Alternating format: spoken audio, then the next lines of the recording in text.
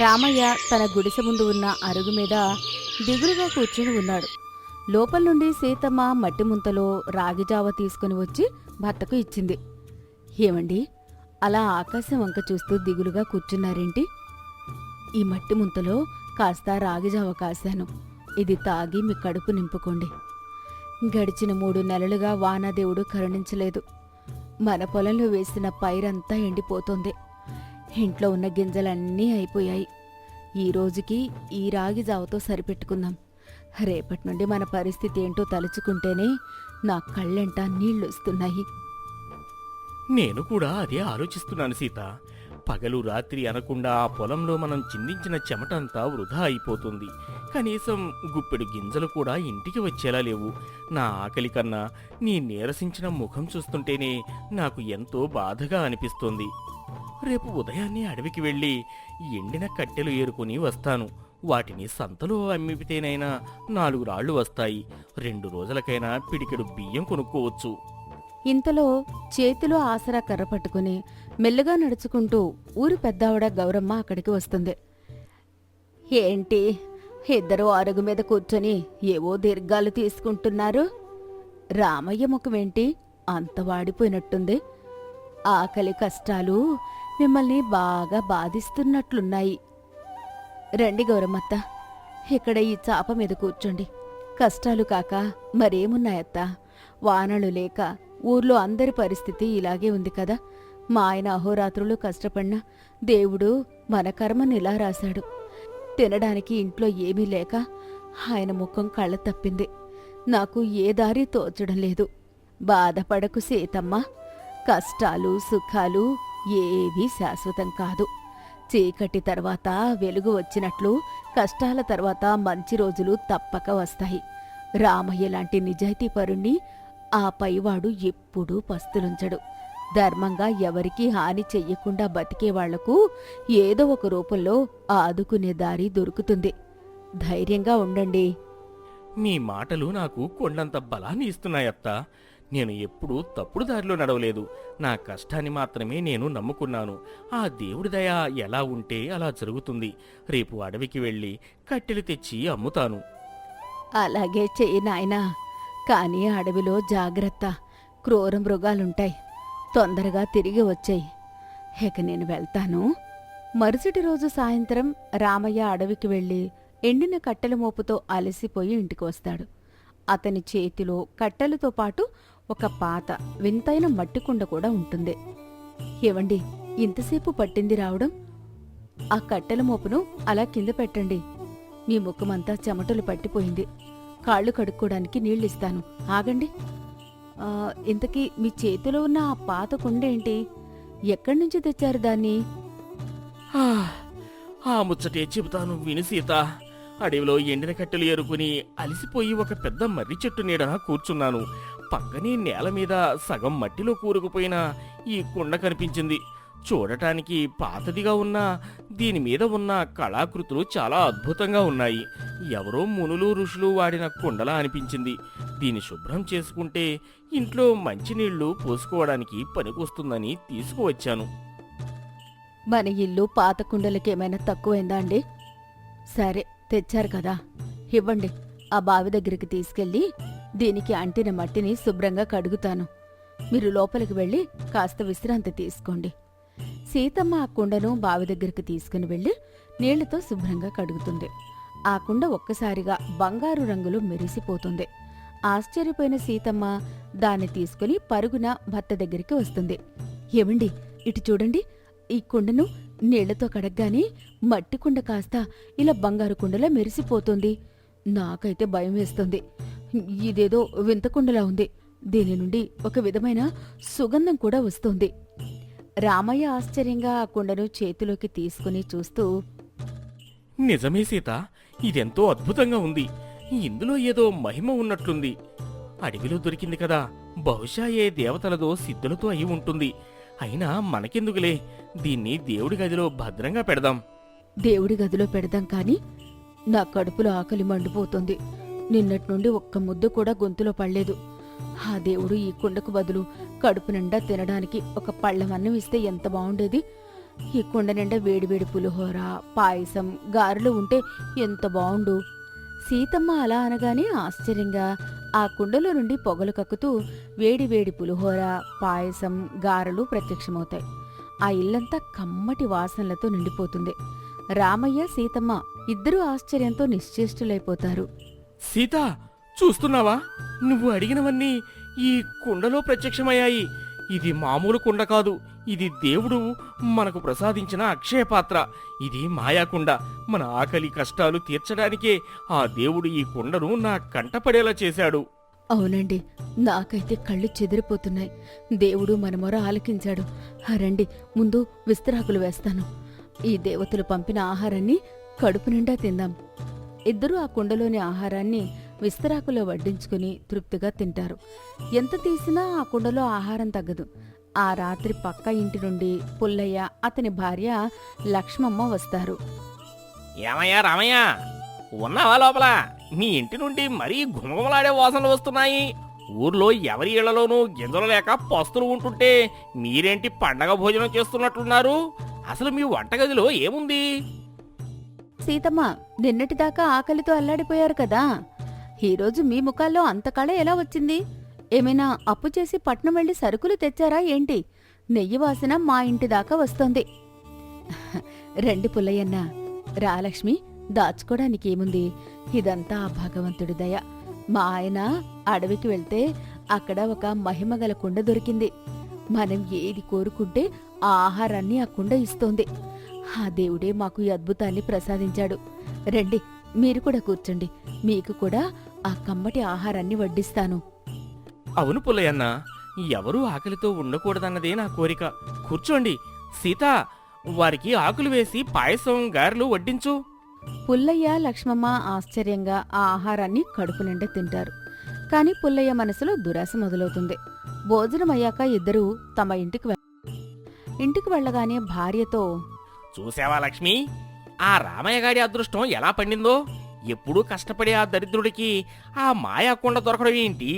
ఆ కుండ మన ఇంట్లో ఉంటే రోజు రాజుల్లా రకరకాల భోజనాలు చేయవచ్చు. అడవిలో కట్టెలు ఏరుకునేవాడికి అంత అదృష్టం అవసరమా? అవునండి, మీరు చెప్పేదే నిజమే. నాకైతే ఆ కుండని చూస్తుంటే కళ్ళు కుడుతోంది. రోజూ మంచి నేతి మిఠాయిలు తినొచ్చు. అసలు ఆ కుండను వాడుకుని మన ఊళ్ళో అందరికంటే గొప్పవాళ్లమైపోవచ్చు. ఆ రామయ్య చేతిలో ఆ కుండ ఉంటే వాడికి దాని విలువ తెలీదు. ఊరందరికీ ఉచితంగా అన్నం పెట్టి పాడు చేస్తాడు. ఎలాగైనా ఆ కుండ మన సొంతం కావాలి. అదే నా ఆలోచన కూడా లక్ష్మి. ఈరోజు రాత్రికి రాత్రే ఆ కుండ మన ఇంటికి వచ్చేస్తుంది. రామయ్య, సీతమ్మ గాఢ నిద్రలో ఉన్నప్పుడు నేను మెల్లిగా వెళ్ళి ఆ కుండను దొంగిలించుకొని వస్తాను. రేపటి నుండి మన దరిద్రం వదిలిపోయి భోగభాగ్యాలు అనుభవిస్తాం. అర్ధరాత్రి సమయం. ఊరంతా నిశ్శబ్దంగా ఉంది. పుల్లయ్య నెమ్మదిగా రామయ్య ఇంటికి వెళ్లి ఎవరికీ తెలియకుండా దేవుడి గదిలో ఉన్న ఆ మాయాకుండను దొంగిలించి తన ఇంటికి తీసుకుని వస్తాడు. ఆ చూసావా లక్ష్మి, నా తెలివి ముందు ఆ రామయ్య ఎంత గుట్టు చప్పుడు కాకుండా తెచ్చారో చూసావా? ఇక ఈ కుండ మనదే. మన ఇష్టం వచ్చినవి అడిగి తిందాం. ఎంత గొప్ప పని చేశారండి. ఇక మనకి ఏ కష్టాలు ఉండవు. సరే కాని నాకు చాలా ఆకలిగా ఉంది. ఆ కుండని అడగండి. నాకు వేడివేడి నేతి లడ్డూలు, జీడిపప్పు ఉప్మా, బాదం పాలు కావాలని కోరుకోండి. ఓ మాయాకొండ, నేను ఇప్పుడు నీ యజమానిని. నాకు వెంటనే నేతి లడ్డూలు, సువాసన వచ్చే బాదం పాలు, పసందైన వంటకాలు ప్రసాదించు. పుల్లయ్య అలా కోరుకోగానే ఆ కుండలో నుండి భయంకరమైన శబ్దం వస్తుంది. అందమైన వంటకాలకు బదులుగా ఆ కుండలో నుండి దుర్వాసన కొట్టే బురద, పెద్ద పెద్ద బండరాళ్లు, కుళ్ళిపోయిన ఆకులు బయటకొస్తాయి. ఆ బురద వాళ్ల ఇల్లంతా వ్యాపిస్తుంది. లక్ష్మమ్మ భయంతో అరుస్తూ, అయ్య బాబోయ్, ఏంటండిది? లడ్డూలడిగితే ఈ కంపు కొట్టే బురద, ఈ బండరాళ్ళు బయటకొస్తున్నాయండి. ఇల్లంతా కంపు కొడుతుంది. అమ్మా, నా బట్టలంతా బురద పడిపోయింది. ఈ కుండ ఏదో కీడు చేస్తున్నట్లుంది. అయ్యో, నాకు అర్థం కావడం లేదు లక్ష్మి. రామయ్య కోరుకుంటే మంచి భోజనం వచ్చింది కదా, నాకు మాత్రం ఎందుకు ఈ బండరాళ్ళు వస్తోంది? బహుశా నేను సరిగ్గా కోరుకోలేదేమో. ఓకుండా బురద కాదు, మాకు పంచభక్ష పరమాన్నాలు కావాలి. మళ్ళీ కోరుకోగానే ఈసారి మరిన్ని ముళ్ళకంపలు, చేదు ఆకులు, పాడైపోయిన మట్టి కుండలో నుండి ఉబికి వచ్చి పుల్లయ్య మీద పడతాయి. పుల్లయ్య, లక్ష్మమ్మ ఇద్దరూ ఆ ముళ్ళకంపల వల్ల గీసుకుపోయి బాధతో మురుగుతారు. ఇక ఆపండి, మీ అత్యాస పాడుగాను. ఆ దేవుడిచ్చిన వస్తువును దొంగతనం చేసినందుకు మనకు ఈ శిక్ష పడింది. నిజాయితీపరుడైన రామయ్య చేతిలో అది అమృతం వస్తుంది. మనలాంటి దురాశపరుల చేతిలో అది ఇలాగే బురదను, బండరాళ్లను ఇస్తుంది. రేపు ఉదయం కాగానే ఎవరైనా చూసేలోపు దాన్ని తీసుకువెళ్ళి రామయ్య ఇంట్లో పెట్టేయండి. లేకపోతే మన పరువు పోతుంది. నీ మాట నిజమే లక్ష్మి. పక్కోడి ఆస్తికి ఆశపడి నేను ఎంత పెద్ద తప్పు చేశానో ఇప్పుడు తెలిసొచ్చింది. మన బుద్ధి గడ్డి తిని ఆ మహాపాపాన్ని మూటగట్టుకున్నాం. నేను పొద్దున్నే ఆ రామయ్య కాళ్ళు పట్టుకొని క్షమాపణ అడుగుతాను. మరుసటి రోజు ఉదయం రామయ్య ఇంట్లో కుండ కనిపించక రామయ్య, సీతమ్మ కంగారు పడుతుంటారు. అక్కడికి ఊరి పెద్ద గౌరమ్మ కూడా వస్తుంది. అవును గౌరమ్మత్త, నిన్న అడవిలో నాకు ఒక మాయాకుండ దొరికింది. అది మాకు కడుపు నిండా అన్నం పెట్టింది. దాన్ని భద్రంగా దేవుడి గదిలో పెట్టాను. కానీ ఉదయం చూసేసరికి అది అక్కడ లేదు. ఎవరైనా దొంగిలించారేమో అని నా అనుమానం. ఇంతలో పుల్లయ్య, లక్ష్మమ్మ తలదించుకుని చేతిలో ఆ మాయాకుండతో అక్కడికి వస్తారు. వాళ్ళిద్దరి బట్టలకు బురద అంటుకుపోయి ఉంటుంది. వాళ్ల ముఖాలు సిగ్గుతో వాడిపోయి ఉంటాయి. పుల్లయ్య కన్నీళ్లు పెట్టుకుంటూ రామయ్య ముందు కుండను పెట్టి, రామయ్య, నన్ను క్షమించు. నా అత్యాసే నాతో ఈ పని చేయించింది. నీకు దక్కిన ఆ మాయాకుండను చూసి తట్టుకోలేక రాత్రికి రాత్రి దొంగతనంగా దీన్ని తీసుకువెళ్ళాను. మంచి ఆహారం వస్తుందని ఆశపడ్డాను. నువ్వు దొంగిలించావా పుల్లయ్య? సరేలే, ఆ కుండ వల్ల నీ కడుపైనా నిండితే నాకు అంతే సంతోషం. కానీ మీ బట్టల నిండా ఈ బురద ఏమిటి? ముళ్లతో గీసుకున్నట్లు గాయాలు కూడా ఉన్నాయి. ఆ కుండ మీకు ఆహారం ఇవ్వలేదా?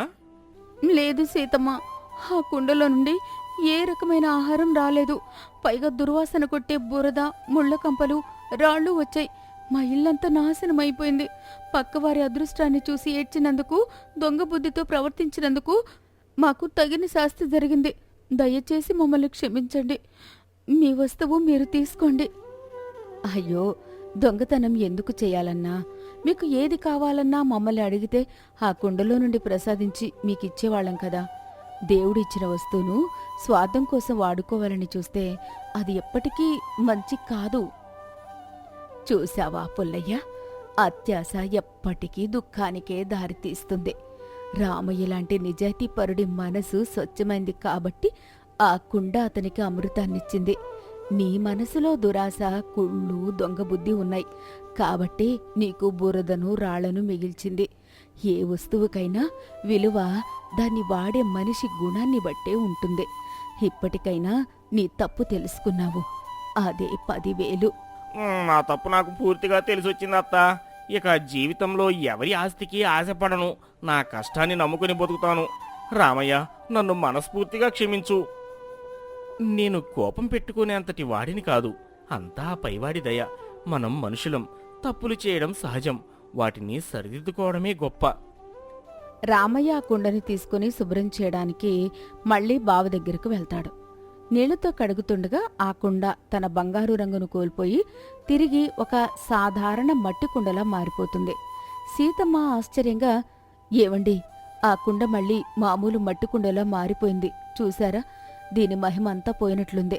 ఇక మనకు ఆకలి తీర్చే దారేంటో. సీతమ్మ, ఆ కుండను దురాశపరుల చేతులు తగిలాయి. దాని పవిత్రత పోయింది. అందుకే అది సాధారణ కుండగా మారిపోయింది. కాని నువ్వు బాధపడకు. దేవుడు ఒక దారి మూస్తే ఇంకో దారి తప్పకుండా చూపిస్తాడు. రామయ్య లాంటి మంచోడికి ఎప్పుడూ లోటు రానివ్వడు. గౌరమ్మ మాటలు పూర్తి కాగానే ఆకాశంలో ఒక్కసారిగా నల్లటి మబ్బులు కమ్ముకుంటాయి. చల్లటి గాలి వీస్తుంది. కొద్ది నిమిషాల్లోనే కుండపోతగా వర్షం మొదలవుతుంది. ఆ వర్షాన్ని చూసి ఊరి జనాలందరూ సంతోషంతో గంతులు వేస్తారు. రామయ్య సంతోషంతో ఆకాశం వైపు చేతులు మొక్కుతూ, చూసావా సీత, మన మాయాకుండ మహిమ? పోయినా నిజమైన భగవంతుని ఆశీర్వాదం మనకు వర్షం రూపంలో దొరికింది. ఈ వర్షంతో మన ఊరి చెరువులు నిండుతాయి. మన పొలాలు పచ్చబడతాయి. మన కష్టాలన్నీ తీరిపోయినట్లే. అవునండి, మన మట్టి, మన శ్రమ ఎన్నడూ మోసం చేయవు. ఈ మట్టి కుండలో మనం చల్లటి నీరు పోసుకుని తాగుదాం. శ్రమించి పండించిన గింజలతోనే కడుపు నింపుకుందాం. ఎప్పటికీ మన శ్రమ, మన నిజాయితీ మాత్రమే మనకు శ్రీరామ రక్ష. అత్యాశ దుఃఖానికి చేటు. ఎవరికి ఎంత దక్కాలో అంత మాత్రమే దక్కుతుంది. ఒకరి దాన్ని దొంగిలించాలని చూస్తే ఉన్నది కాస్త పోతుంది. ఇక అందరూ వెళ్ళి మీ పొలాల పనులు చూసుకోండి. పుల్లయ్య, లక్ష్మమ్మ తమ బుద్ధి మార్చుకుని కష్టపడి పని చేయడం. చుట్టుపక్కల పల్లెటూర్లలో ధర్మపురం అనే గ్రామానికి ఒక ప్రత్యేకమైన పేరుండేది. ఆ ఊరిలో మనుషులు కల్మషం లేకుండా ఒకరికొకరు సాయం చేసుకుంటూ బ్రతికేవారు. ఊరికి చివరన ఒక చిన్న పూరి గుడిసెలో రామదాసు అనే వృద్ధుడు నివసించేవాడు. ఆయనకు పుట్టుకతోనే 2 కళ్ళు కనిపించవు. చుట్టూ చిమ్మ చీకటి ఉన్నా ఆయన మనసు మాత్రం ఎప్పుడూ వెన్నెల్లాగా ప్రశాంతంగా ఉండేది. రామదాసు ఎవ్వరిపైనా ఆధారపడకుండా తన పనులు తానే చేసుకుంటూ 10 మందికి మంచి మాటలు చెబుతూ జీవించేవాడు. అదే ఊరికి పట్నం నుంచి వీరభద్రం అనే ఒక యువకుడు వచ్చాడు. వయసు తెచ్చిన పొగరు, కాస్త చదువుకున్నాననే గర్వం నరనరాన జీర్ణించుకుపోయుండేవి. ఒకరోజు పగటిపూట రామదాసు తన గుడిసె ముందున్న అరుగుమీద కూర్చొని ఈత ఆకులతో చాపల్లుతున్నాడు. అప్పుడే ఆ దారిన వెళ్తున్న ఊరి పెద్ద రంగయ్య అక్కడ ఆగాడు. ఏమయ్యా రామదాసు, కులాసాగా ఉన్నావా? ఎండ చురుక్కుమంటోంది, అయినా గుడిసె బయట కూర్చొని చాపల్లుతున్నావు. కులాసాకేం లోపం వచ్చింది రంగయ్య గారు? ఎండవేడి నా చర్మానికి తగిలితేనే కదా పగలైందని నాకు తెలిసేది. మీ గొంతు వింటుంటే కాస్త ఆయాసంగా ఉన్నట్లున్నారు. పొలం నుంచి నడిచి వస్తున్నారా ఏంటి? నీ చెవికి ఉన్న పదును ఈ ఊర్లో ఎవరికీ లేదు రామదాసు. అవును, ఆ తూర్పు వైపునున్న మెట్టచేను దున్నించి వస్తున్నాను. ఈ ఏడాది వానలు బాగానే పడేలా ఉన్నాయి. దేవుడి కరుణిస్తే అందరి కడుపులు నిండుతాయి. దేవుడి కరుణ ఎప్పుడు ఉంటుంది రంగయ్య. మనుషులకే తోటి మనుషుల మీద కరుణ కరువవుతోంది. నిన్న రాత్రి ఆ పట్నం కుర్రాడు వీరభద్రం మన గుడిసె పక్క నుంచి వెళ్తూ ఎవరినో దారుణంగా తిడుతున్నాడు. వాడి మాటల్లో చాలా కోపం వినిపించింది. అవును రామదాసు, వాడు మన రామయ్య కొడుకు వీరభద్రం. పట్నంలో ఏదో కాస్త చదువుకొని మొన్ననే ఊరికొచ్చాడు. వాడికి ఈ పల్లెటూరు, ఇక్కడి మనుషులు, మన పద్ధతులు ఏవీ నచ్చడం లేదు. కళ్ళున్నాయన్న అహంకారమో, వయస్సు తెచ్చిన పొగరో తెలియదు కానీ ఎదుటివాడిని మనిషిలాగా చూడడం లేదు. నిన్న సాయంత్రం రచ్చబండ దగ్గర కూడా మన పెద్దలందరినీ ఎద్దేవా చేశాడు. అలాగా? కళ్ళుంటే లోకం కనిపిస్తుందేమో కానీ లోపం కనిపించదు కదా రంగయ్య. లోపం చూడాలంటే లోపలి చూపు ఉండాలి. ఆ కుర్రాడికి ఇంకా ఆ చూపు రాలేదనుకుంటా. కాలం వాడికి అన్నీ నేర్పుతుందిలే. సరే రామదాసు, నేనిక వెళ్తాను. ఈరోజు అమావాస్య, రాత్రికి చిమ్మ చీకటుంటుంది. ఎటైనా వెళ్లాల్సి వస్తే జాగ్రత్త. నాకు అమావాస్య అయినా పున్నమైనా అంతా ఒకటే రంగయ్య. అంతా దేవుడి దయ. జాగ్రత్తగా వెళ్ళిరండి. ఆ రోజు చీకటి పడింది. అమావాస్య కావడంతో ఊరంతా కటిక చీకటి అలుముకుంది. అప్పట్లో వీధుల్లో దీపాలుండేవి కావు. ఎవరికి వారు చేతిలో ఒక కాగడానో ఆముదం దీపమో పట్టుకొని నడిచేవారు. రాత్రి బాగా పొద్దుపోయింది. ఊరి జనమంతా గాఢ నిద్రలో ఉన్నారు. వీధిలో కుక్కల అరుపులు, చెట్ల మీద కీచురళ్ల శబ్దం తప్ప మరే అలికిడి లేదు. ఆ సమయంలో రామదాసు తన గుడిసె నుంచి బయటికొచ్చాడు. పక్క ఊర్లో ఉన్న తన బంధువుకు జబ్బుగా ఉందన్న వార్త తెలియటంతో రాత్రికి రాత్రే అక్కడికి బయలుదేరాడు. ఒక చేతిలో ఊతకర్ర పట్టుకుని దారిని తడుముకుంటూ నడుస్తున్నాడు. విచిత్రంగా ఆయన రెండో చేతిలో వెలుగుతున్న ఒక పెద్ద ఆముదం లాంతరుంది. కళ్ళులేని వృద్ధుడు లాంతరు పట్టుకుని నడవటం చూస్తే ఎవ్వరికైనా ఆశ్చర్యం కలుగక మానదు. రామదాసు నెమ్మదిగా జాగ్రత్తగా అడుగులు వేసుకుంటూ ఊరి మధ్యలో ఉన్న మర్రి చెట్టు దగ్గరకొచ్చాడు. సరిగ్గా అదే సమయానికి వీరభద్రం పక్క ఊర్లో జరుగుతున్న వీధి నాటకం చూసి తిరిగి వస్తున్నాడు. కళ్ళు సరిగ్గా కనిపించనంత చీకటి.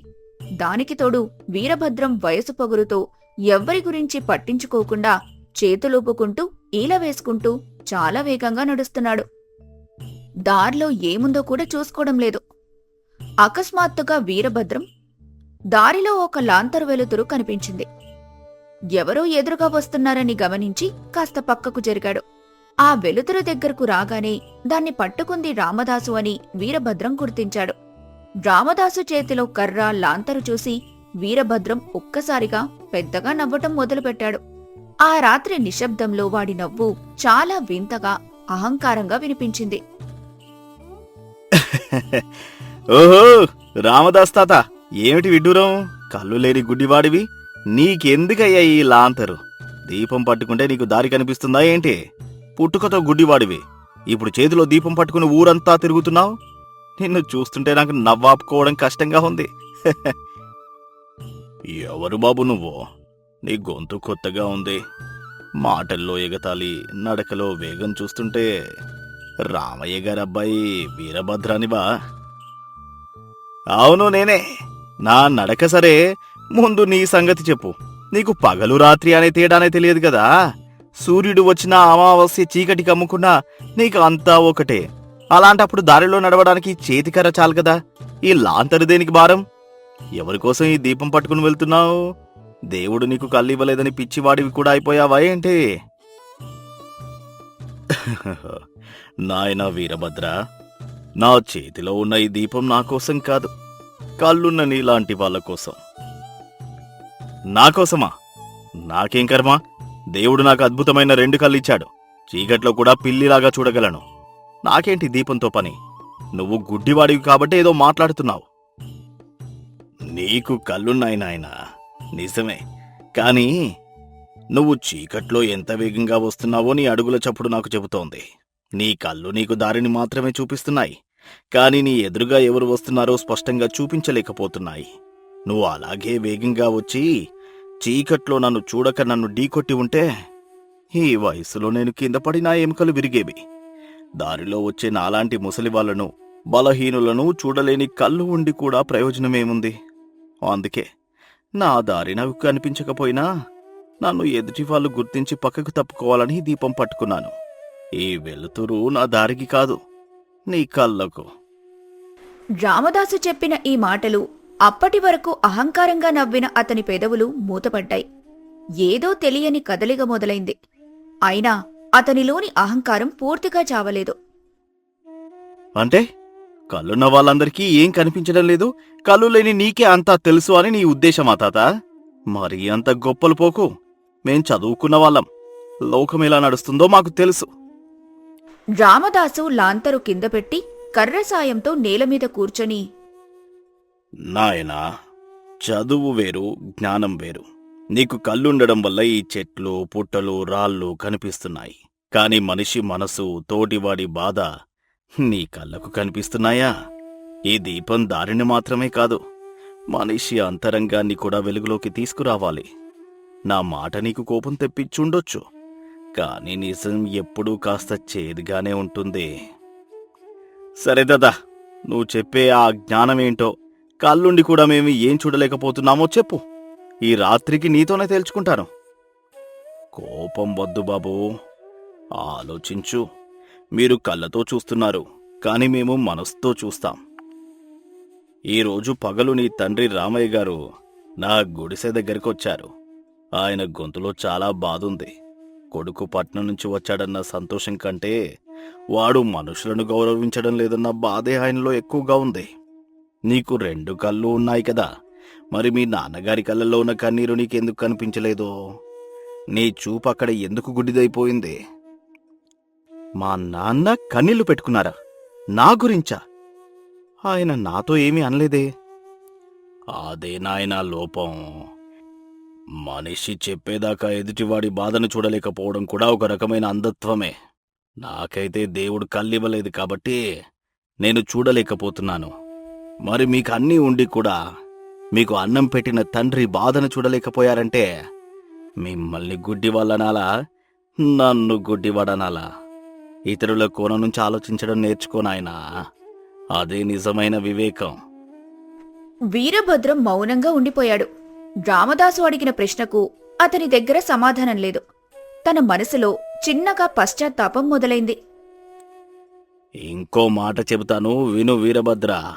నిన్న ఉదయం మన పక్క వీధిలో ఉండే లక్ష్మమ్మవ్వ కట్టెలు మోయలేక నడివీధిలో కింద పడిపోయింది. నువ్వు నీ స్నేహితులతో అక్కడే నిలబడి మాట్లాడుతున్నావు. మీ కళ్ళ ముందు ఆ ముసలామ కింద పడితే మీరు చూస్తూ నవ్వుకున్నారే తప్ప ఒక్కరు కూడా ముందుకు వెళ్ళి ఆవిడకు సాయం చేయలేదు. చివరకు ఎక్కడ్నుంచో వచ్చిన ఒక కూలివాడు ఆవిడను లేపి ఆ కట్టెల మోపును వాడి తల మీద పెట్టుకుని వాళ్ళ ఇంటి దగ్గర దింపాడు. మీ కళ్ళు ఆవిడ పడిపోవడం చూశాయి, కాని ఆవిడ పడుతున్న అవస్థలు చూడలేకపోయాయి. ఆ కూలివాడికున్న చూపు చదువుకున్న నీకెందుకు లేకపోయింది? నిజమే తాత, మేము ఆవిడని చూశాం, కాని పట్టించుకోలేదు. ఎవరి పనులు వాళ్ళవి, మనకెందుకులే అనుకున్నాం. ఇదే నాయనా మీరు చేస్తున్న తప్పు. మనకెందుకులే అనే ఆలోచన మనిషిని మరొక మనిషికి దూరం చేస్తుంది. మనం ఒంటరిగా ఈ భూమి మీదకు రాలేదు, ఒంటరిగా బతకలేము. పక్కవాడికి కష్టం వస్తే రేపు మనకు ఆ కష్టం వస్తుందని ఆలోచించగలగాలి. అదే ఇతరుల స్థానంలో ఉండి ఆలోచించడం అంటే.